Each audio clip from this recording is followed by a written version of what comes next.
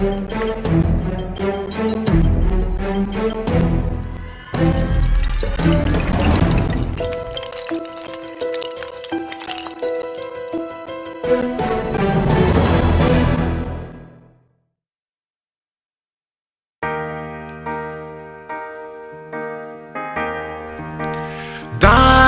from his glory, all the way to the cross. This is what he did for my soul. Without any regret, he came. Shalom et bienvenue sur Vidéo Tabernacle. Nous vous saluons dans le nom du Seigneur et Sauveur Jésus-Christ. Aujourd'hui, c'est encore un réel privilège de nous rencontrer dans le cadre de l'émission Nos expériences, au cours de laquelle nous essayons de partager les témoignages des grands hommes, les hommes qui ont été appelés à se tenir derrière la chair, ce dont le prophète se réfère en disant que c'est un don pour l'épouse et pour l'édification du corps de Christ. Et aujourd'hui, nous avions eu le privilège de rencontrer le pasteur Joseph Grégoire. Le pasteur Joseph est pasteur de 107 Tabernacles, ici à Caen, en France. Que Dieu vous bénisse, pasteur. Amen, qu'il te bénisse aussi. Merci beaucoup, pasteur, pour l'occasion que vous nous accordez de partager vos expériences, qui nous pensons sera une bénédiction pour les enfants de Dieu. Nous parlons du message du temps de la fin. Et premièrement, nous aimerions savoir comment est-ce que vous avez cru à ce message qui nous a été apporté par le prophète William Marion Branham. D'accord, merci beaucoup pour la question. J'ai cru ce message il y a maintenant 22 ans. 22 ans, et dans ma mémoire plus précise, j'ai entendu vraiment parler du message en juin 1991. C'était à la suite d'une rencontre avec un frère qui venait du Congo et qui était venu pour le deuil parce qu'il avait perdu sa fille. Et à cette rencontre, ce frère me parlera du messager. C'était un papa assez âgé qui est toujours vivant aujourd'hui. Il doit avoir plus de 80 ans, qui vit à Montréal. Et ce papa me dira... je connais des frères ici qui peuvent vous parler en détail de ce message et de ce messager, parce que j'étais intéressé plus par le messager. Et c'est ainsi qu'il me parlera de l'assemblée de Shalom Tabernacle. À l'époque, c'était l'assemblée chrétienne de Paris. Et donc, je suis pas allé à l'assemblée, mais il m'a dit, je peux appeler les frères et ils peuvent venir vous voir à la maison. Est-ce que vous êtes d'accord? Moi, j'ai dit oui, ce serait une bonne chose. C'est ainsi que le pasteur Arthur Moussaka, qui est le pasteur de l'assemblée de Shalom Tabernacle, est venu avec quelques frères me voir chez moi à la maison. À cette occasion-là, il a prié aussi pour un enfant qui était malade et il m'a pas vraiment parlé du message, ni du messager, mais il m'a laissé une brochure. Il m'a laissé une brochure, et je crois que cette brochure, c'était l'influence d'un autre. J'ai essayé de lire cette brochure, et c'était le premier contact, et c'était presque l'effet d'une bombe pour moi. Pour moi, Dieu devenait réel. C'était quelque chose d'assez spécial. J'avais eu déjà une expérience quand j'étais dans le renouveau charismatique, parce que j'avais vécu des expériences là-bas quand j'étais au pays, avant de venir en France en 1982. Mais ce que j'ai découvert là, c'était autre chose. Et j'ai eu la confirmation quand il m'a donné la biographie du prophète. Et c'est la vie du prophète qui m'a le plus impressionné, plus que ce que je lisais dans les brochures. J'ai vu que c'était vraiment la stature de l'homme parfait. J'ai vu que c'était vraiment un don envoyé par Dieu. Amen. J'aimerais juste préciser quelque chose. Le frère qui vous a mis en contact avec l'assemblée de Shalom, vous vous rappelez encore le nom? Oui. Il s'appelle Papa Moubenga Martin. Et il est à l'Assemblée de Montréal, chez le pasteur, l'Assemblée du frère Ferguson, mais qui est maintenant avec un autre pasteur qui la dirige. Et je l'ai de temps en temps au téléphone, donc on se rappelle souvent ces épisodes-là. Ok, en 1991, je pense, où vous aviez reçu le message, est-ce qu'en ce moment-là, est-ce que vous aviez pris une décision de vous faire baptiser? Assez rapidement. Je pense que 3 mois après. 3 mois après, j'avais fait une expérience très forte avec le Seigneur. Et 3 mois après, j'ai demandé le baptême. Et j'ai eu ce baptême. Le pasteur ne pouvait pas le faire parce qu'à ce moment-là, il était souffrant et il ne pouvait pas avoir contact avec le chlore parce qu'on faisait dans une piscine à Paris. Et c'était un des diacres qui était là, mais c'était en sa présence que j'ai pu avoir le baptême. Je l'ai eu, je pense, au mois de septembre, au mois d'octobre. Ok, merci beaucoup, pasteur. J'aimerais savoir, quand vous aviez reçu le message dans ces années-là, quand est-ce que vous aviez commencé à sentir un appel du ministère? Quand est-ce que vous aviez commencé à réaliser que Dieu avait mis en vous quelque chose d'être prédicateur? Il y a un peu un fond historique, il y a un arrière-fond de ça. Mon parcours a été un parcours un peu difficile à mettre à plat. Disons que d'origine de foi, je suis catholique, de foi catholique romaine. Et j'ai été élevé vraiment dans la stricte foi catholique. Et très tôt, à l'âge où un enfant commence à s'éveiller pour chercher qu'est-ce qu'il peut faire dans la vie, entre 9-10 ans, mon seul objectif a été de servir le Seigneur. Et la seule profession que moi j'envisageais, c'était de servir le Seigneur en étant un prêtre. Et donc je suis entré au séminaire de Mbujimayi à 14 ans. Et j'ai fait ce séminaire jusqu'à la fin, pratiquement. Et quand on est arrivé à la fin, c'est-à-dire en terminale, la terminale, là, je l'ai faite en même temps que l'actuel évêque de Mbujimayi, qui est son Excellence Kassanda, qui est évêque de Mbujimayi actuellement. C'est un de mes condisciples de banc, on a été ensemble, on a fait la terminale ensemble, et lui, il est parti au grand séminaire à Kabwe, et moi, j'avais choisi d'entrer chez les jésuites. Donc, je suis allé à Kinshasa pour être encadré. Et c'est pendant ce temps-là d'encadrement par les jésuites, où j'étais à Kinshasa, que j'ai rencontré le renouveau charismatique. Donc, recherchant le Saint-Esprit. Et j'ai commencé à faire des séminaires, des semaines de prière, jusqu'à ce que j'ai eu l'expérience du Saint-Esprit. Mais dans mon cœur, je sentais toujours qu'il fallait servir le Seigneur dans un nouveau cadre qui n'était plus celui des prêtres.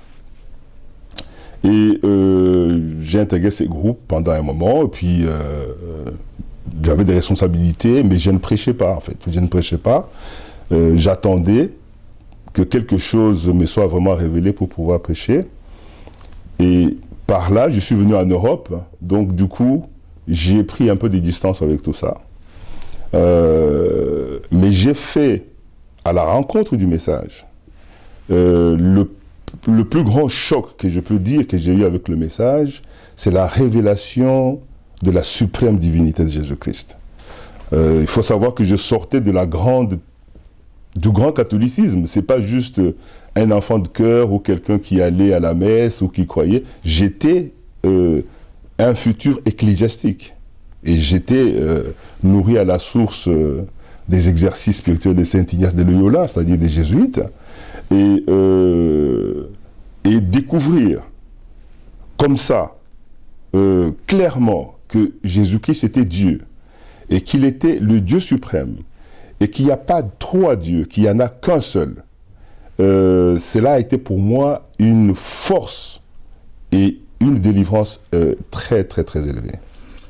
Pasteur Joseph, vous avez mentionné votre expérience du baptême du Saint-Esprit dans le mouvement charismatique.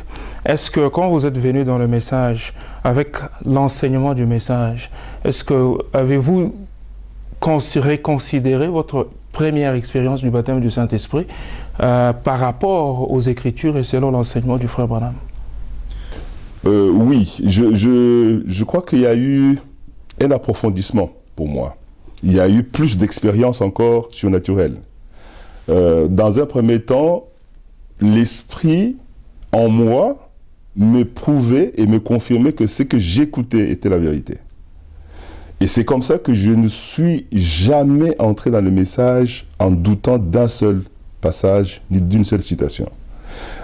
Jusqu'à présent, je n'ai jamais trouvé dans le message quelque chose que je peux avoir du mal à croire. Je crois, et c'est comme si c'était préparé d'avance pour moi. Pasteur Joseph, juste en termes de clarité, comment a été votre expérience du baptême du Saint-Esprit là-bas chez les charismatiques? Comment est-ce que ça s'est passé? Alors, c'était assez... vous savez, dans le cadre du renouveau charismatique, on était encadré par la Maison de la Bible de Kinshasa. J'étais un des animateurs quelques temps après. Il y avait des pasteurs suisses qui s'occupaient de cette animation-là. Et donc, nous avons passé une semaine de prière et de jeûne à la maison des jésuites qui s'appelle Manresa, qui est à Kimwenza. C'est une maison qui est très connue, où les gens se retirent souvent.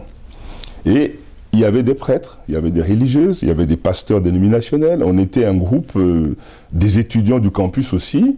Et on était tous assoiffés du Saint-Esprit, tout en étant dans nos dénominations. Et quand on est parti là-bas,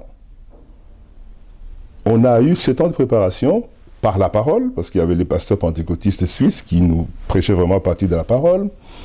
On a fait l'expérience de la justification, que nous, on ne connaissait pas en tant que catholiques, que le juste vit par la foi, que ce n'est pas par les œuvres, mais c'est par la foi. C'est que le salut personnel en Christ. Ce sont des choses que nous ne connaissions pas, nous avons fait l'expérience de ça. Et puis, le 4e jour, c'était la préparation au baptême du Saint-Esprit. Et bien sûr, les pentecôtistes nous disaient que l'évidence, c'était de parler en langue, mais ils ne mettaient pas beaucoup l'accent là-dessus, déjà à l'époque. Et quand on a eu la séance, parce que c'était dehors, en fin d'après-midi, on a vu un petit débat entre nous, les étudiants. On s'est dit, il y a cette histoire de parler en langue, est-ce que c'est vrai? Puis il y en a d'autres qui disaient, non, c'est pas vrai. D'autres disaient, si, c'est vrai, on a lu des choses là-dessus. Moi, j'ai dit, bon, quand on a fait le cercle pour la prière, on m'a posé la question. Frère Grégoire, qu'est-ce que tu veux que Dieu fasse pour toi? Moi, j'ai dit, je veux que Dieu me baptise son Saint-Esprit et que je parle en langue. Et là, là-dessus, les anciens me regardent, ils commencent à prier, ils m'imposent la main, et tout à coup, ils me disent, parle en langue. Moi, j'ai dit, mais je ne peux rien faire. Donc, je les regardais, ils me regardaient. Alors, à un moment donné, je me suis dit, je vais tout simplement prier, dire merci au Seigneur. Et quand j'ai ouvert la bouche pour parler, et c'est là que j'ai commencé à parler dans une langue que je ne comprenais pas. Et au moment où moi je parlais en langue, tous les amis étudiants avec qui j'ai discuté avant étaient déjà tous par terre en train de parler en langue. Et ça fait vraiment un désordre. Ça fait un véritable gâchis. C'est-à-dire, vous voyez, tous les étudiants, on était au moins une vingtaine, vous voyez, c'était partout par terre, d'autres commençaient à courir, à gesticuler, etc.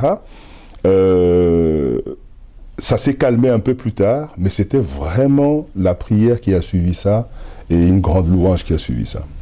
Ok. Avec la connaissance que nous avons aujourd'hui dans le message, la révélation apportée par le prophète William Branham, est-ce que vous croyez qu'il y a un véritable baptême du Saint-Esprit en dehors du message? Avec la connaissance et la révélation maintenant, je pense qu'on ne peut pas parler de vrai Saint-Esprit lorsqu'on rejette le message.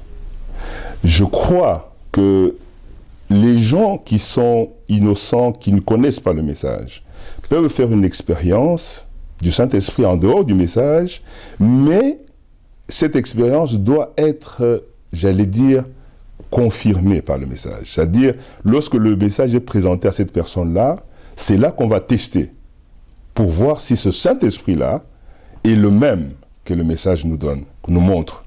Et c'est pour ça que j'ai dit que l'expérience que j'avais faite n'était pas vraiment une expérience fausse.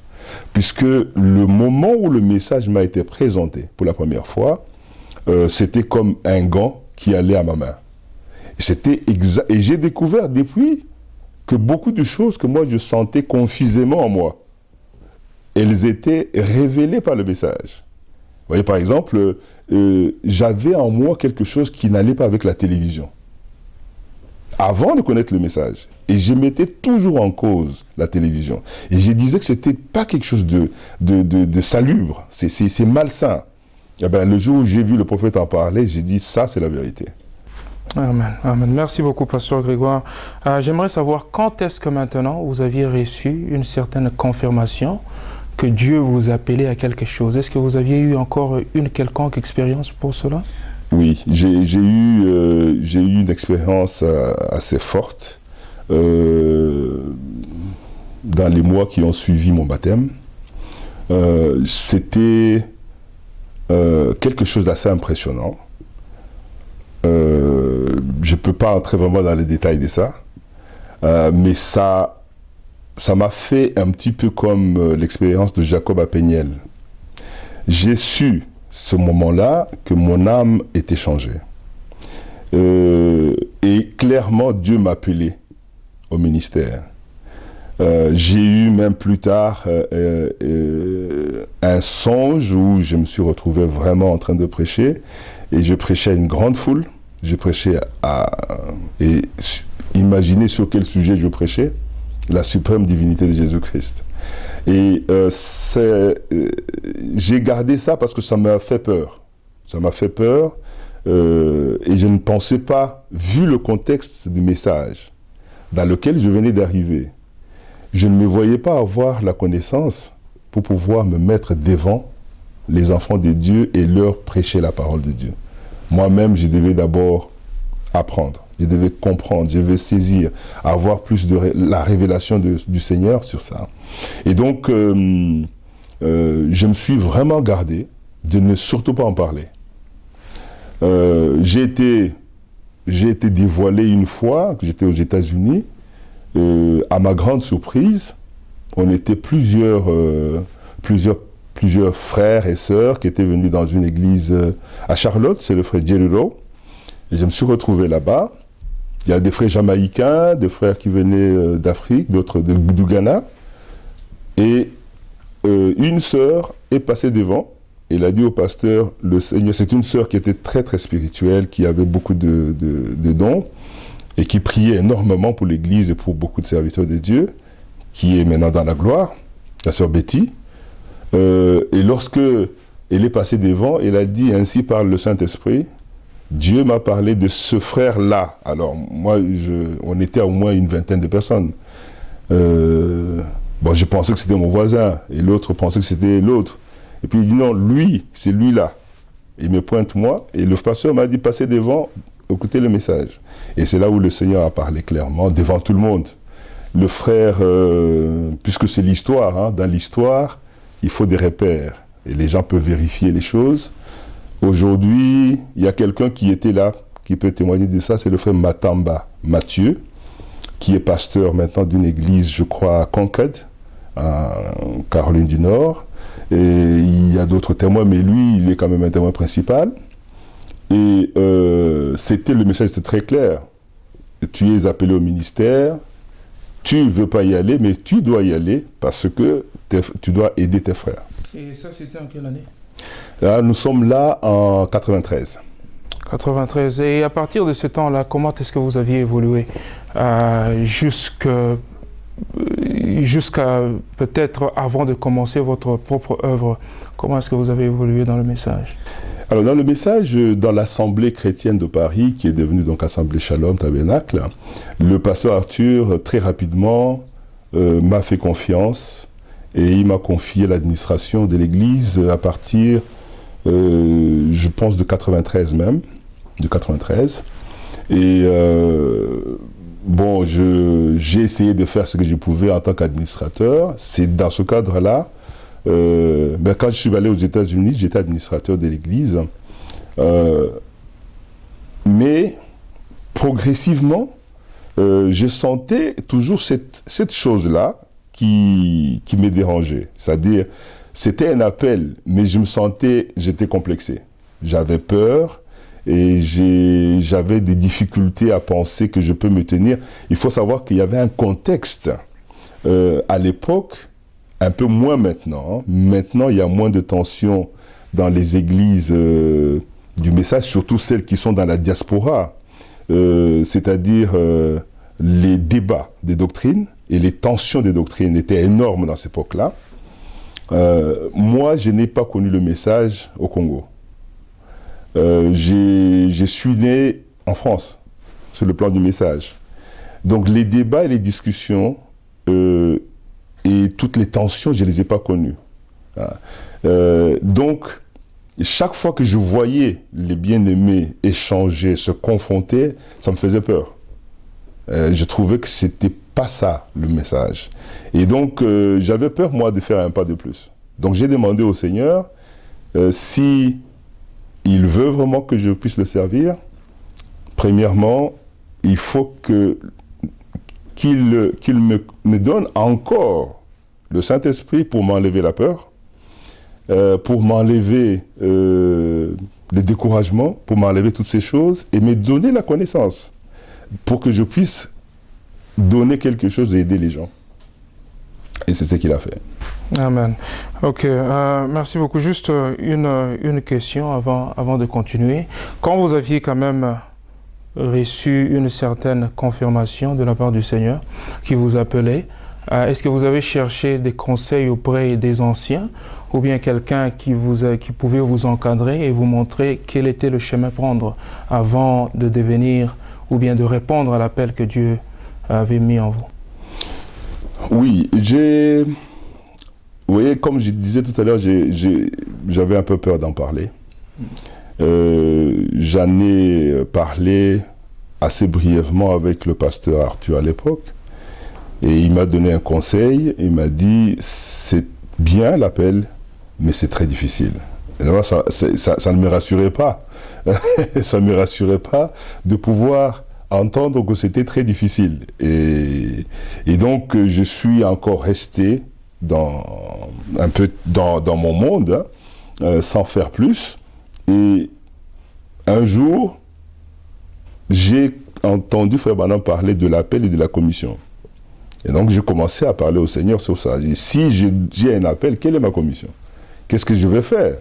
Je ne suis pas appelé, c'est pas comme quelqu'un qui est embauché dans une entreprise, mais on ne sait pas quelle est sa place dans l'entreprise.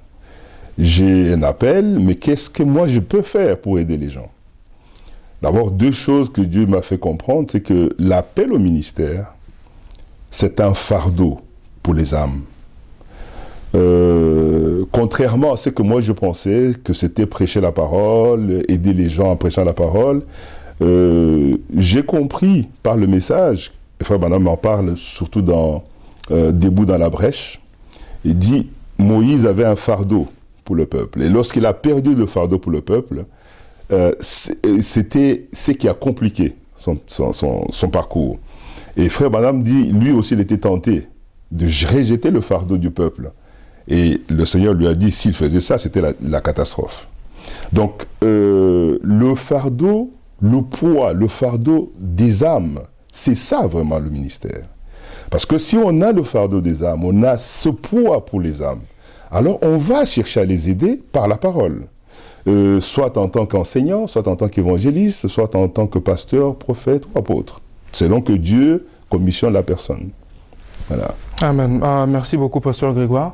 Nous allons prendre juste une petite pause et revenir à continuer avec les expériences du pasteur Joseph Grégoire. Merci beaucoup et à tantôt.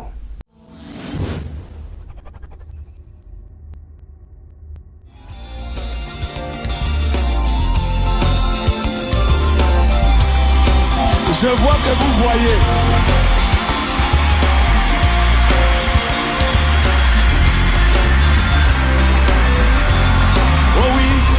pharisiens prêchaient que Dieu Tout-Puissant devait descendre dans le temple de Jérusalem, comme cela fut du temps de Salomon. Car notre Dieu ne change pas. Les pharisiens prêchaient que Dieu Tout-Puissant devait descendre dans le temple de Jérusalem, comme cela fut du temps de Salomon. Car notre Dieu ne change pas. Mais ils avaient oublié un détail. C'est qu'une vierge devait concevoir et enfanter le grand Emmanuel. Et tout cela à Bethléem. Mais ils avaient oublié un détail. C'était qu'une vierge devait concevoir et enfanter le grand Emmanuel. Et tout cela à Bethléem. Oui, l'incrédulité, oh, oui, toujours le gros blanc, sans pourtant aller dans les détails, oh, oh, l'incrédulité, oh, oui, toujours le gros blanc, sans pourtant aller dans les détails, oh, de la vision. Alléluia.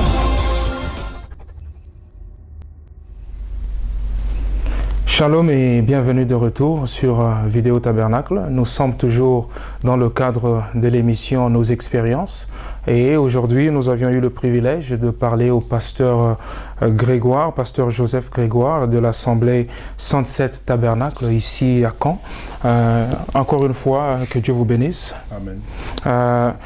Nous avions parlé de comment vous aviez reçu le message en 1991 jusqu'au moment où vous aviez commencé à aller à l'église de Shalom. Et maintenant, comment était votre parcours à partir de Shalom jusqu'à se retrouver ici à Caen? Oui, c'est un parcours un peu en dents de scie, comme on dit, pour arriver jusqu'à Caen aujourd'hui en 2013. Entre Shalom Tabernacle, je dirais autour de 94-95, il s'est passé trois grands moments, je dirais, dans mon travail pour le Seigneur. D'abord par rapport, j'ai parlé tout à l'heure de la commission, une des choses à laquelle Dieu m'a appelé, c'était de travailler auprès des prisonniers, c'est-à-dire de travailler dans les prisons de France. Et donc, Dieu m'a conduit sur ce chemin-là de façon inattendue. Et j'ai été nommé ou accepté comme aumônier des prisons de France en 1996. En 1996, le 1er janvier, jusqu'à ce jour, je suis toujours aumônier des prisons. Et donc, l'affectation que j'ai eue, à la grande surprise d'ailleurs de beaucoup de mes frères dans le ministère, c'était la première fois, en tout cas ici en Europe, qu'on voyait quelqu'un du message aller en prison pour prêcher le message, avec l'accord de l'administration pénitentiaire, avec l'accord des pasteurs dénominationnels, qui étaient donc des Français qui étaient là à l'époque. Au fond, c'était une exception, c'était vraiment un miracle en soi que je puisse entrer là-bas. Et j'étais affecté à la maison d'arrêt des Fresnes.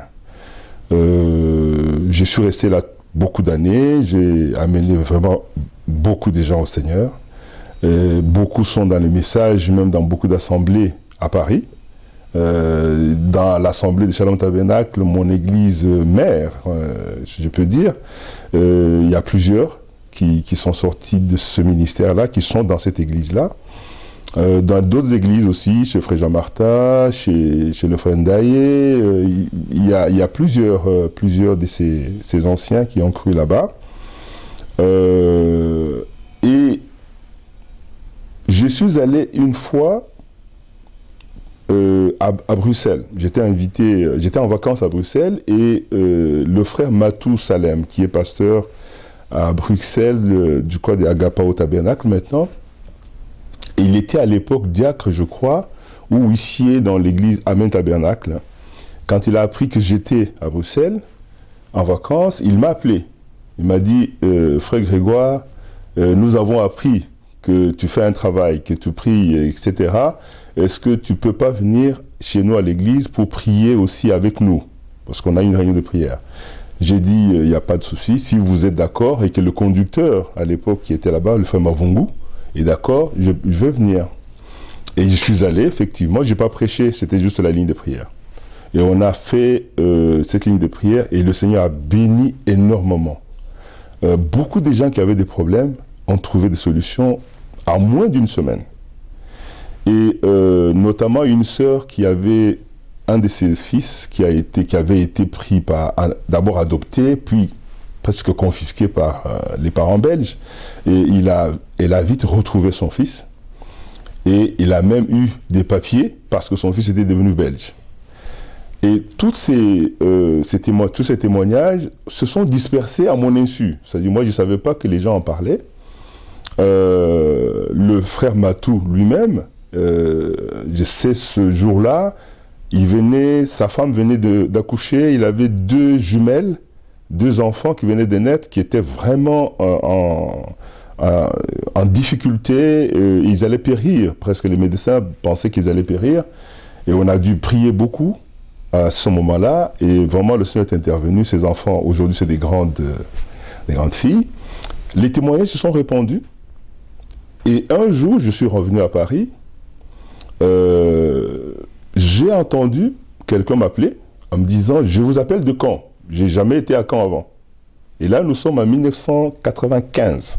« Je vous appelle de Caen. J'ai un problème. On m'a pris mes enfants par l'homme avec qui, mon mari. Il a pris mes enfants, il les a pris à Paris. Je ne peux plus les voir, ça fait presque 2 ans. J'ai appris que vous avez aidé des gens par la prière et Dieu a répondu. Moi aussi, je suis une fille de Dieu. Est-ce que vous pouvez prier pour moi? J'ai dit, mais vous êtes où? À Caen? Je ne connais même pas où se trouve Caen. Donc, du coup, cette sœur est venue à Paris. Il m'a expliqué son problème, on a prié. Dans la semaine qui a suivi, Dieu a été miséricordieux. On lui a redonné les enfants. Il a eu ses enfants. Et ce fait d'avoir récupéré ses enfants a été, à mon insu, toujours un grand témoignage à Caen. Parce qu'en fait, dans la ville, beaucoup de gens connaissaient l'affaire. Et c'est comme ça qu'elle m'invitera pour venir témoigner, puisque les gens disaient, on veut voir cette personne qui t'a aidé par la prière, parce qu'elle peut aider aussi d'autres personnes. Donc je suis venu en 95, le 22 octobre 1995. À cette occasion-là, je suis venu avec le pasteur Jeriro, qui était missionnaire en Thaïlande. À ce moment-là, il venait de la Thaïlande et il est resté chez moi. C'était un ami personnel et il est maintenant dans la gloire. Et le frère Mouya et son épouse m'ont demandé s'ils pouvaient m'accompagner. C'est qu'ils ont fait. Donc on est venus ensemble à ce moment-là. Et on a eu un service, et cette dame s'appelle Faleras. Le nom de son mari, c'était Faleras, Esther Faleras. Et ils habitaient juste à la Pierreusée ici. Et on a eu un moment merveilleux. Des prophéties d'ailleurs qui ont été données par le pasteur Jeriro, qui avait un don dans ce sens-là, pour un couple des Français qui étaient venus avec un enfant très handicapé. Didier Le Porcher et son épouse, et David, son fils. Et la prophétie qui a été donnée, je l'ai toujours jusqu'aujourd'hui, de l'époque, par rapport à son fils. Donc, à partir de là, commencera l'église de Caen, le 22 octobre 1995.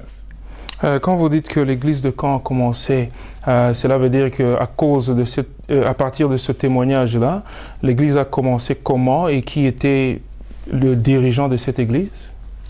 Alors, j'ai été le premier à commencer l'église ici à Caen, ce jour-là. Parce que, en réalité, quand on a parlé du témoignage, on a plutôt parlé du message. On a présenté le message, on a présenté le messager aux gens, on a parlé de ce que Dieu a fait dans cet âge. Et la plupart des gens, parce que ça n'a pas été que cette fois-là, parce que je suis revenu la semaine d'après, et j'ai fait en fait des va-et-vient pendant pratiquement de 95 à 97. De 1995 à 1997, je faisais des va-et-vient tous les week-ends, et parfois, le frère Mouya et sa femme m'accompagnaient. Des fois, ils ne venaient pas. Mais moi, je venais parce que c'était en fait autour du travail que j'avais que venaient les gens se regrouper. Et très rapidement, début 96, on était obligé de changer parce qu'il n'y avait plus de place. Dans l'appartement de la sœur, il fallait trouver un autre lieu de réunion. Et on a trouvé une place à la MJC d'Hérouville.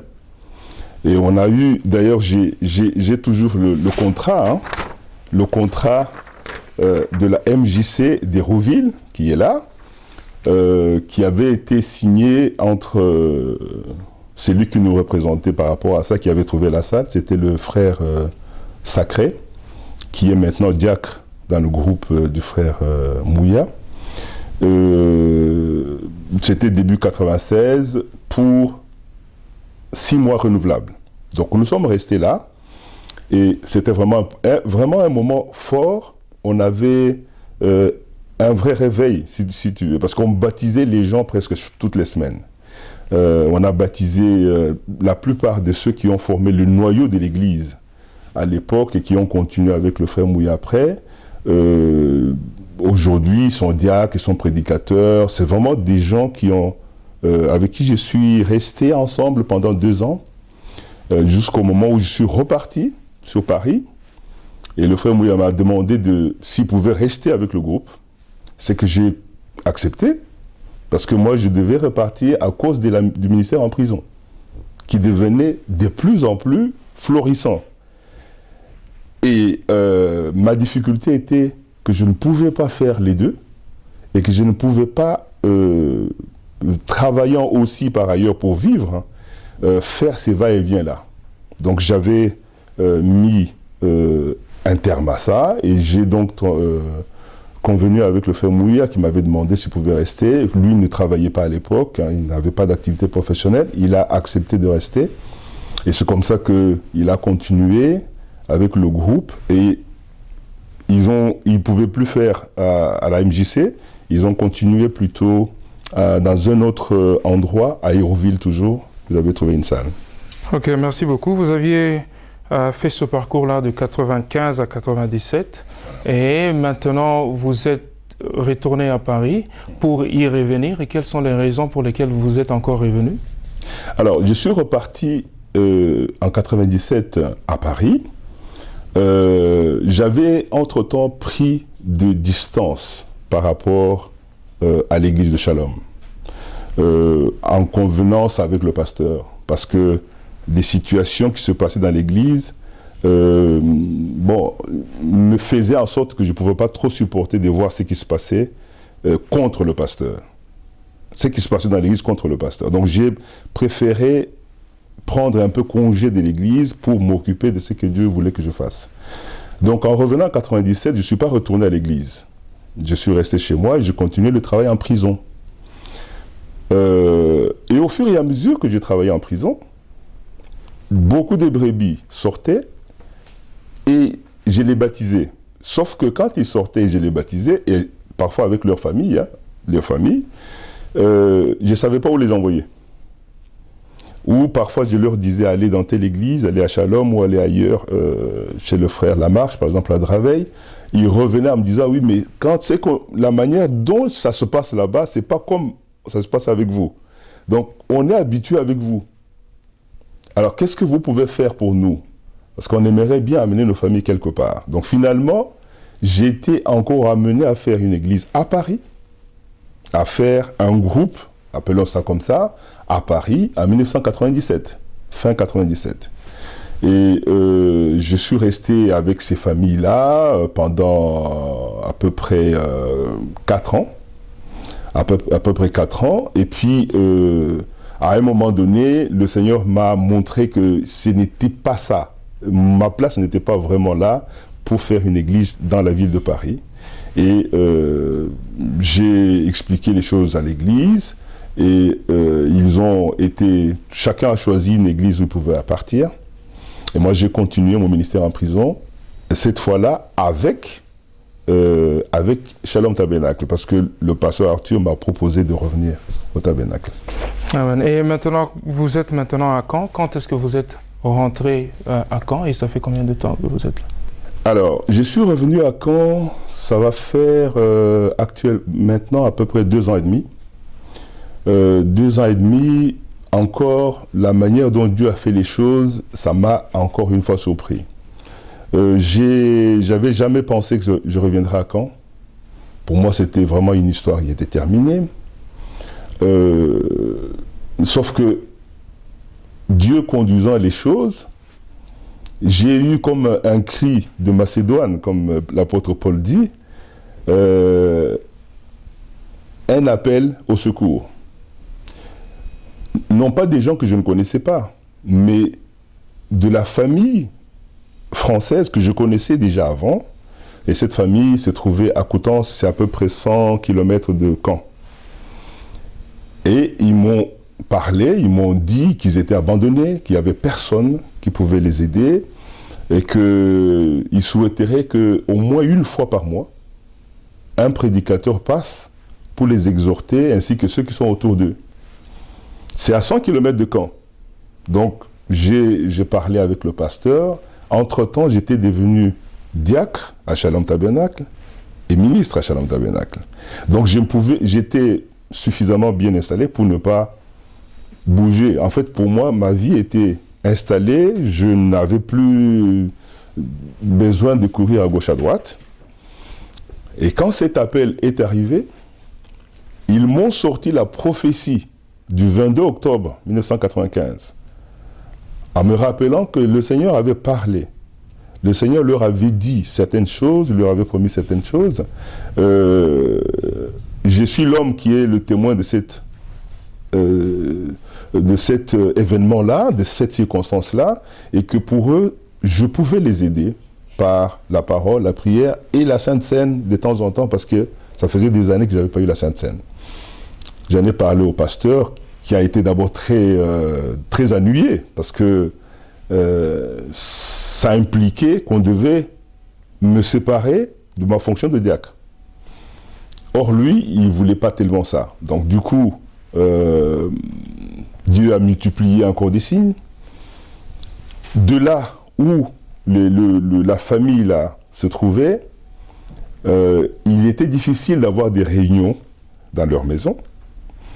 Et c'est là qu'une sœur proposera de faire des réunions dans sa maison. Et cette proposition, curieusement, correspondait à une approche assez remarquable de la ville de Caen.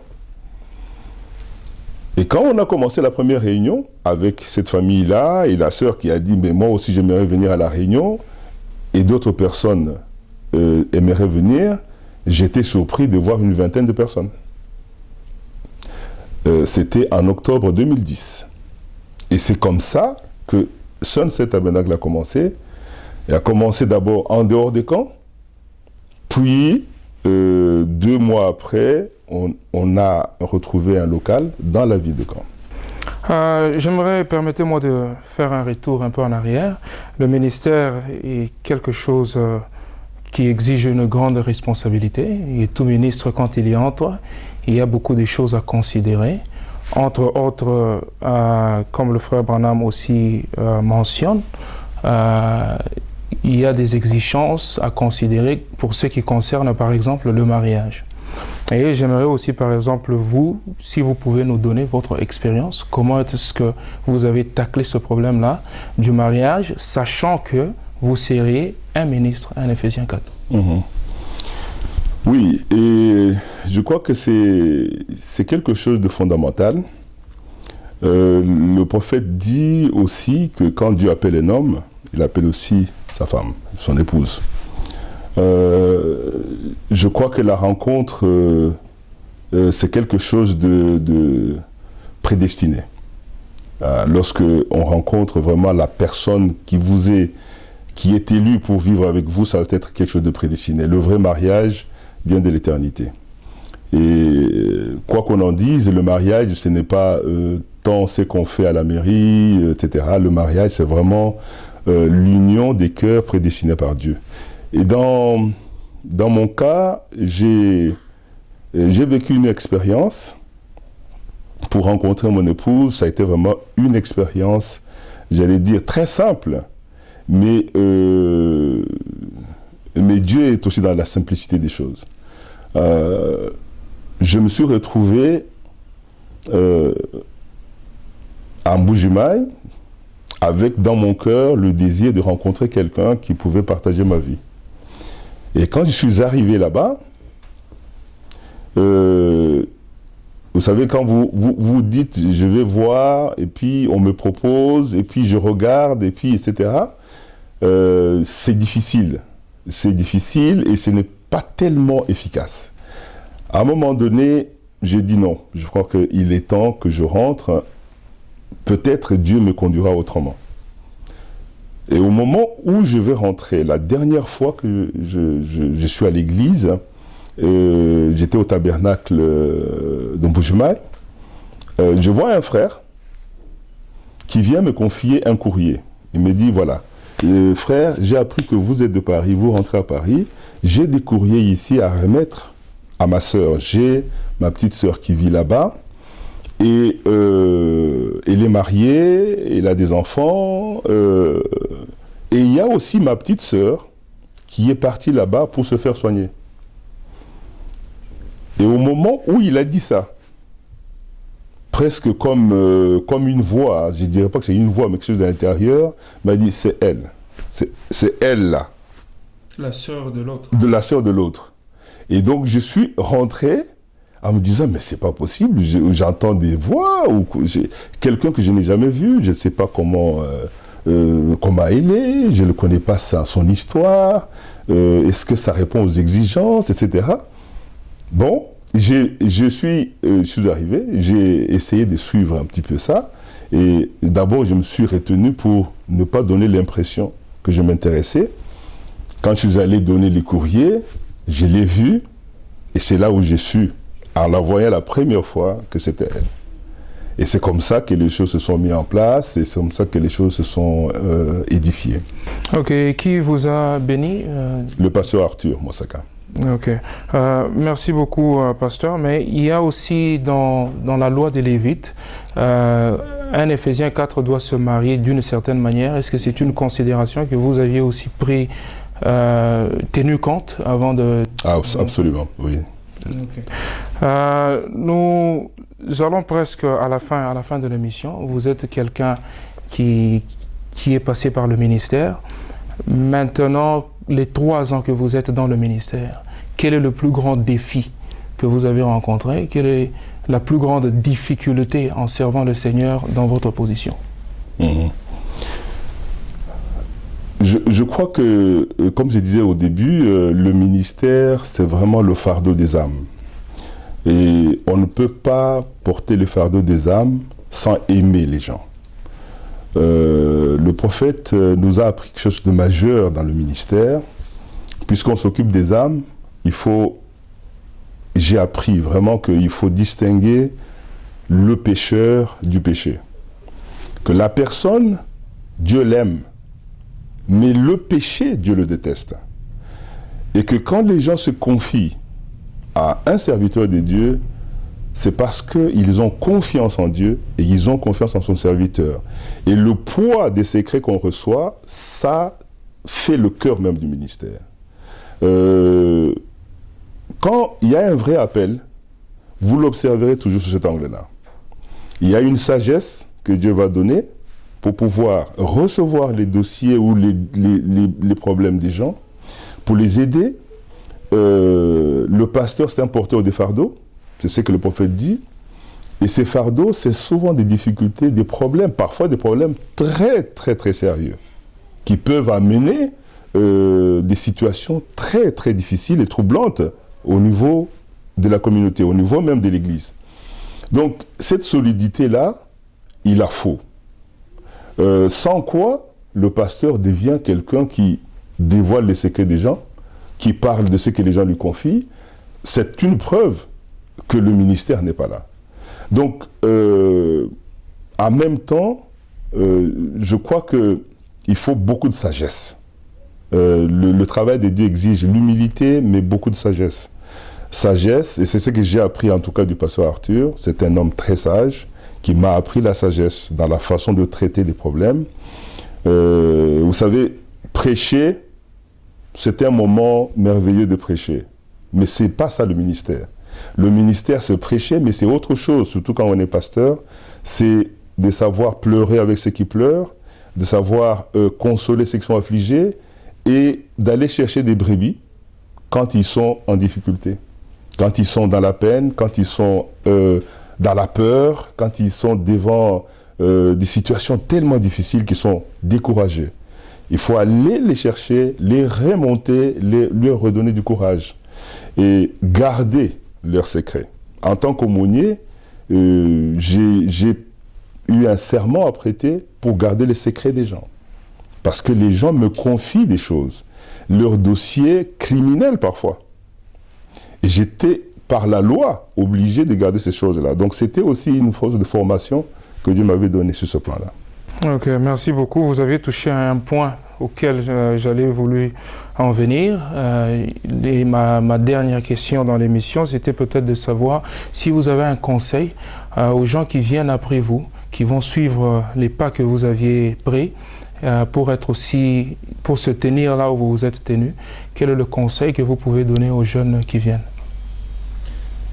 D'abord, j'aimerais dire que nous avons besoin que des jeunes viennent au ministère. Ça, c'est le souhait, c'est le désir que nous avons. Il y a beaucoup de travail à faire. Nous avons, Frère Branham dit, quand nous trouverons la dernière brebis, alors nous partirons.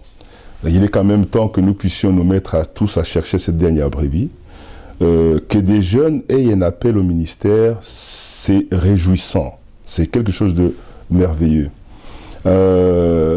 Mais qu'ils s'assurent que c'est Dieu qui les appelle. Qu'ils s'assurent que leur appel est aussi lié à une commission. Parce que si Dieu t'appelle, il va te dire ce que tu dois faire. L'autre chose que je peux dire, c'est que qu'ils comprennent surtout que le ministère, ce n'est pas bien prêcher. Quelqu'un peut bien prêcher, mais si cela n'a aucun impact sur la vie des gens, sur la révélation que les gens ont, cela ne change pas les gens, parce que le message est une puissance de transformation. Et cette puissance de transformation, il faut que Dieu soit derrière pour qu'elle puisse opérer. Souvent, on oublie cet aspect-là et on se lance simplement parce que on dit peut-être je n'ai pas de travail et ça c'est peut-être un travail qui peut m'aller. J'ai pas envie d'aller travailler 8 heures par jour, 7 heures par jour, mais si je suis prédicateur, non. Frère Madame dit très clairement dans la question-réponse, il dit si vous pensez que vous allez en vivre, abandonnez l'idée de servir le Seigneur en tant que ministre par exemple. Et les appels sont dans la vie des gens aussi. Hein. Toujours le prophète nous enseigne là-dessus, il dit, parce que c'est lui notre maître dans ce cas, et dans tous les cas de toutes les façons, il dit, remarquez que l'appel que vous avez se trouve dans votre vie déjà. Si quelqu'un dit, je suis appelé à être pasteur, c'est que si on répond sur quoi numéro 2, 1964, il dit, quelqu'un qui dit je vais être pasteur, et vous trouvez qu'il est impulsif, il est impatient, c'est quelqu'un qui est colérique. Frère Branham dit, laissez tomber ça.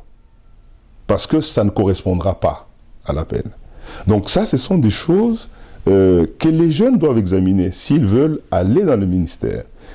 La dernière chose que je peux indiquer, c'est qu'ils puissent vraiment avoir l'amour des âmes. C'est pour aider les gens qu'on va dans un ministère. C'est pas pour montrer qu'on sait. C'est pas pour montrer que moi aussi je sais. C'est parce qu'on a une compassion pour les âmes, on a le désir profond que Dieu met en nous, c'est ça l'appel, pour pouvoir aider les gens. C'est là que les gens se disent, depuis qu'il est là, Dieu nous a bénis. Depuis que vous avez commencé à prêcher ici ou à aider les gens ici, on sent la bénédiction, on sent que Dieu nous soutient à travers vous. Parce qu'un ministère ou un ministre, c'est un instrument par lequel Dieu passe. En tout cas, merci beaucoup à Pasteur Joseph Grégoire. Nous arrivons à la fin de notre petite émission. Je ne sais pas, avant de terminer, si vous avez un dernier mot, avant juste de finir l'émission. Je crois que on a commencé cette émission par une bénédiction. Tu m'as béni et moi aussi je t'ai béni. J'aimerais qu'on la termine également par une bénédiction et que Dieu te bénisse et que Dieu te fortifie, que le Tout-Puissant de Jacob puisse te combler. Parce que je crois que le travail que tu fais, peut-être tu ne réalises pas complètement, mais même un jour devant le Seigneur, tu verras l'impact que cela peut avoir, que cela a eu. Je désire simplement que Dieu puisse te faire prospérer, que te donne plus de sagesse, et aussi que ça prospère de façon que l'épouse soit vraiment béni par ce moyen qui est, j'en ai l'assurance, un moyen indépendant, un moyen hors des églises et qui permet aux gens de pouvoir entendre un peu librement certaines paroles. En tout cas, merci beaucoup, Pasteur Joseph, pour ces belles paroles. Nous tenons que Dieu agira et répondra à votre prière. Nous sommes arrivés à la fin de cette émission. Nous vous remercions, vous qui nous avez suivis. Et je profite pour remercier mon frère qui est derrière la caméra, le frère Bob Barouti, que je salue. Et que Dieu le bénisse richement pour ce travail. Et à plus tard, que Dieu vous bénisse. Bye bye.